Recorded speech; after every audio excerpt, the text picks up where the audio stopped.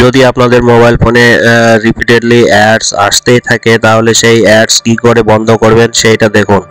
তো প্রথমেই আপনাদের যেতে হবে সেটিংস অপশনে যাবেন। সেটিংস অপশনে গিয়ে আপনি দেখবেন যে প্রাইভেসি অপশনস কোথায় রয়েছে, সেই প্রাইভেসি অপশনসটা খুঁজবেন। প্রাইভেসি অপশনস খুঁজে সেখানে ট্যাপ করবেন। ট্যাপ করার পর দেখবেন অ্যাডস অপশন আসবে, সেই অ্যাডস অপশনে ক্লিক করবেন।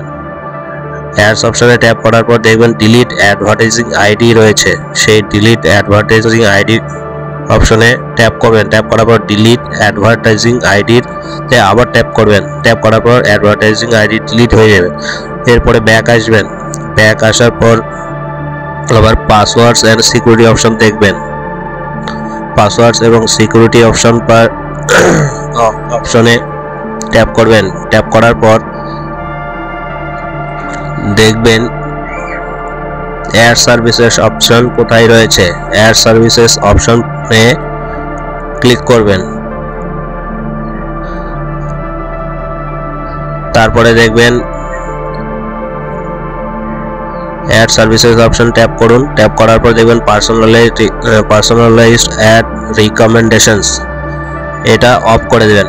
অফ করে দিলেই আপনার অ্যাড বন্ধ হয়ে যাবে মোবাইলে।